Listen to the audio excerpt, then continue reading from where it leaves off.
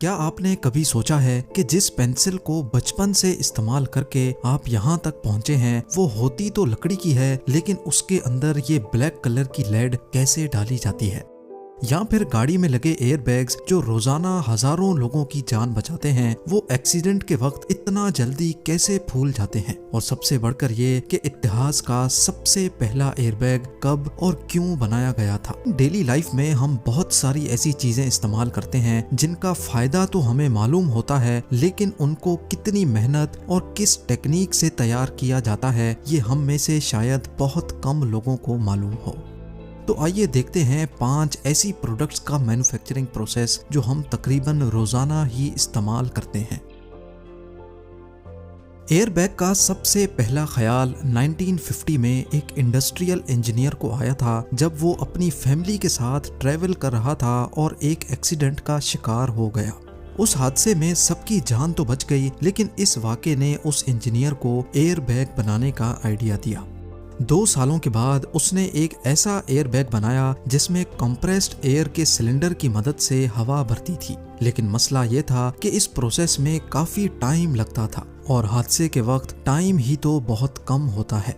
अगले कई सालों तक इस मसले का कोई खास सॉल्यूशन ना निकल सका, लेकिन फिर 1967 में एक अमेरिकन इंजीनियर को आइडिया आया।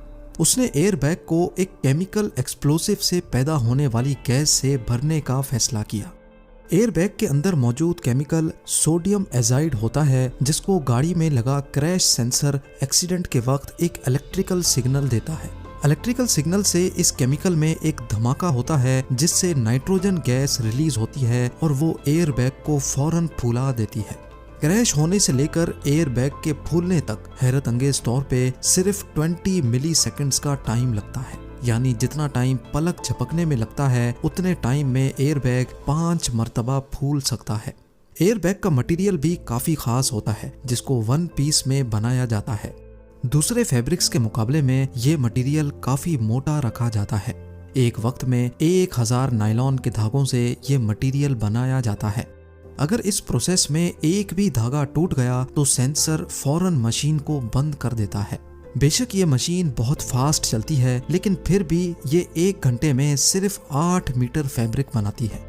एक तरफ फैब्रिक बनता रहता है और दूसरे एंड पे ये वाइंड भी होता रहता है। ये प्रोसेस कंप्लीट होने के बाद फैब्रिक को धोया जाता है।